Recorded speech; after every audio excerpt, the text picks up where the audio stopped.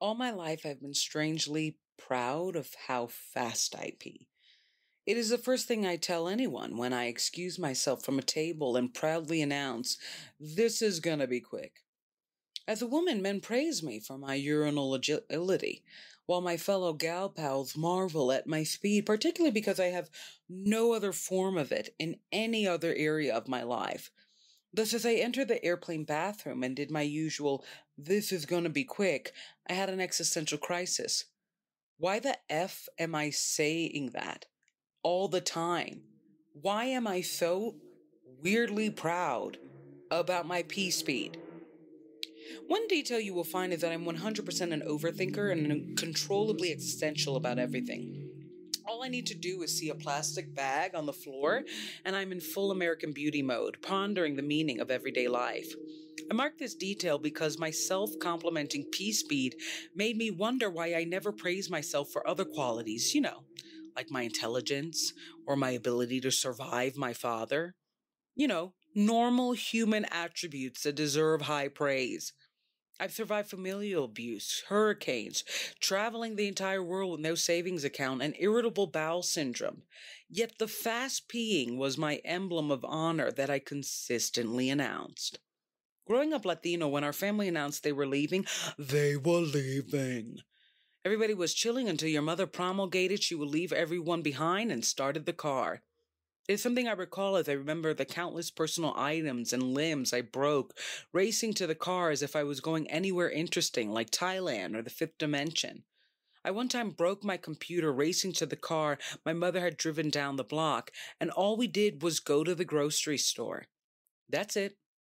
I literally smashed my Apple laptop to get some apples, and the come down realization of it all that I had lost for nothing only got saltier as my mother added, "I'm not replacing it." My life was defined by the times I rushed to nowhere for someone else and stood by myself in the end. Yet that did not explain the pee pride. As I sat in my flight seat, I tried to trace back the origin of my fast peeing, and when I first began to talk to people about it, literally just starting conversations about how I pee so fast, was I a menace to society? Did I have no shame? Were all my friends talking about how I talk about my fast pee, and not a single one confronted me on the strangeness out of love or pure frenemy sabotage? I even tried to peg it to childhood trauma, such as in the latter paragraph. I even excused my people-pleasing tendencies, as if when I enter bathrooms, I immediately become aware of everyone's needs, like an attendant handing off soap and tampons where their tip jar ready. Yet my only conclusion was that my pride in how fast I pee was completely baseless, a happy note about myself that I oddly gave me with so much glee until that flight. Since that flight, I've become determined to praise myself for more nuanced, attractive qualities like my talents in photography, writing, singing, and acting. Moreover, I'm focusing on the positive aspects of my personality, like my noted persistence, intelligence, and not my urinal pace. Yet there are still times I fight the urge to tell the person behind me in the same bathroom line, "Don't worry, this is going to be quick." What is worse is I do not even say I'm quick. I say this like everyone was so nervous because my energy screams, "Oh, she's a slow peer, I can tell." I actually say it like I'm Rambo saving some kids in the Amazon. Still, no more. No more. Okay, so I was thinking about like why I do that. And it's something I touched upon in oversharing, where it's this.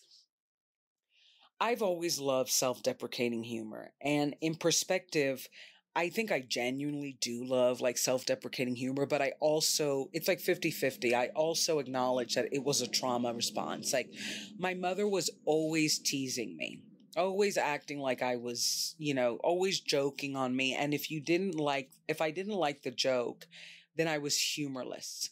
And she would swear she would stop, and then 5 seconds later, she was teasing me again. Because it was almost like I had to learn that, be the strongest, thickest skinned girl. And Puerto Rican humor is very, her excuse was Puerto Rican humor is very bullying. But it's very true. Like our humor is very brute, very rough, very funny, very bullying. And then my father he's as funny as a KKK member. He's so, and I say that because I studied peace and conflict studies, and I basically had to learn the history of hate groups and hate movements and war movements and study the psychology of dictators. And I remember watching this movie, this documentary about the KKK, and they were making jokes about Black people and Jews and even Latinos, and they were not funny. They were just, it was so like, the jokes were so bad that they just revealed the hate. It's kind of like, and I'm trying to put it into proper words. My father would make fun of my weight, and it's like, just say I'm fat. And he would, but it was like all these really bad jokes to just say what you say already or what you're gonna say. Acting like I was the ugliest person inside and out. And there comes a point, it's like, if it acts like a duck, walks like a duck, talks like a duck, call it a duck. I felt like, just call me a duck already. Just call me a duck. Enough of the bad jokes. Call me a duck. It's almost torturous because they're laughing and they're thinking they're Dave Chappelle doing stand-up, and you're just there dying. But you don't know if you're dying out of sadness or boredom, because the jokes don't even make sense. And it's something that I've caught it myself, when I do self-deprecating humor, don't do it with people that are frenemies. Don't do it with new people, because it also sets a standard of like, they might think they can. And don't make such harsh jokes that people feel they have to come for you and pity you. Like, don't call yourself the most ugliest person in the world and say it in a way where somebody's like, oh God, do you feel like that? And when I realized, I wrote this article a while back. I love David Sedaris. He's one of my favorite authors. And he has this type of humor. And one thing that I'm trying to learn as a writer in reading other humorists is how to kind of dissect. As an online writer, you get like 250 to 500 words because people's interest just leaves so quickly. Like, they really read the first 2 paragraphs and the conclusion, maybe a few lines in the middle. So I have to be concise, but on the flip side of that, I have to learn how then to dissect one idea into 10 episodes, because I have to be so brief in the writing. And what David Sedaris is such a master in is that he can make looking for a t-shirt the most wonderful, comical journey into looking for a shirt that actually is just a symbol of love lost, of love gained. And it's just so fabulous, his writing. And I thought to myself, I did that, and I was reading him at the time, and I thought this would be a really good episode. And then I actually started thinking, why do I do that? And I really do think in some ways, I don't think it's my people pleasing tendencies, but now in perspective, as I was reading it, I think it is, but it's a weird people pleasing tendency. And it's the tendency, there's not one place I enter where I'm not thinking about everybody's comfort and trying to make myself look like the most convenient person.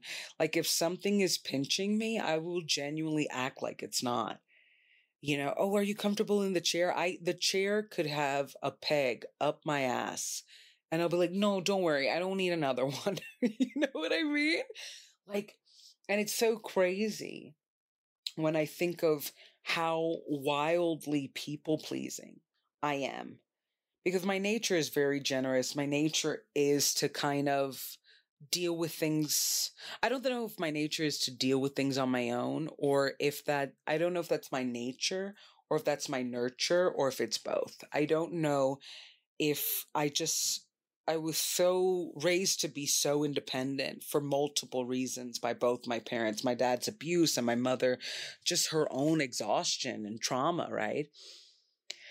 That I don't, but there is a part of me that is super independent and loves to just go get what she wants, even if on her own. So when I say that natures and nurtures it both, there's so many parts of me that I'm realizing that in recovery that are great. Like I'm a very adaptable person, but my father's abuse weaponized that against me to becoming like, now I think I have to adapt to BS. I have no boundaries. I'm trying to relearn the art of having a boundary.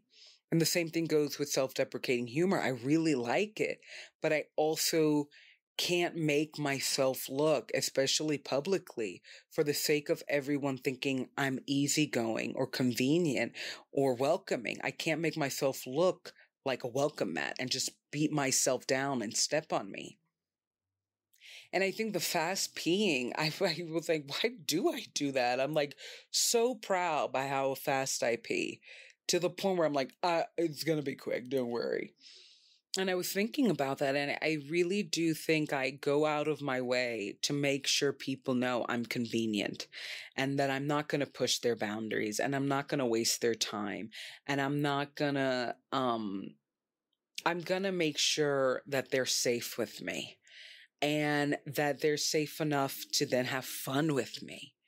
And they're safe enough to have fun with me and eventually love me.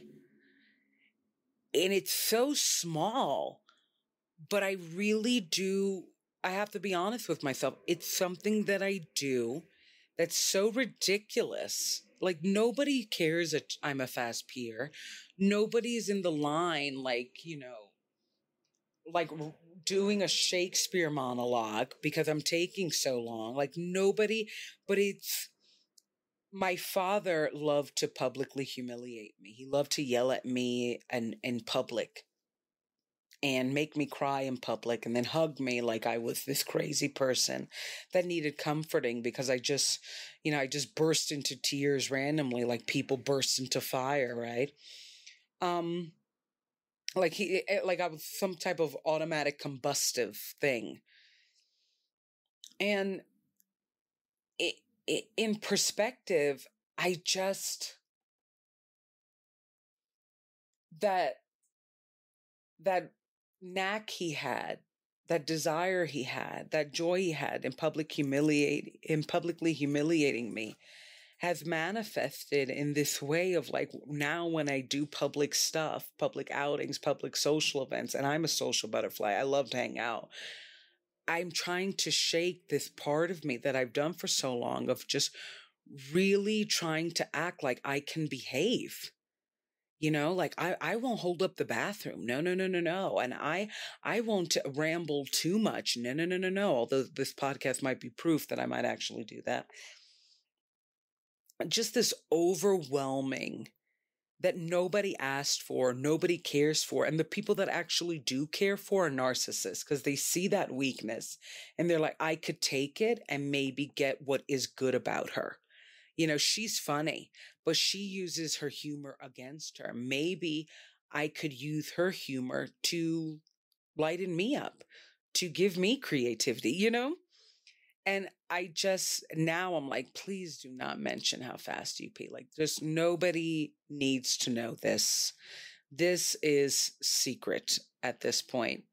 And it's just funny how the things we do, especially if we've had, paternal abuse like me or just been in really traumatic relationships, going back into society and trying to build new relationships, it's hard not to see how our most toxic ones kind of fragmented our belief that we can have a healthy relationship, but fragmented how we behave healthily. Like you shouldn't go around telling everybody, even strangers on a bathroom line, how you pee fast. Like, what is this? But yeah, check out daddyrecovery.com. Check out Business Class May 24th. And thank you so much for following and listening to me. And always comment, always subscribe. I'm doing more videos now, so be proud of me. Thanks so much for the love. All right.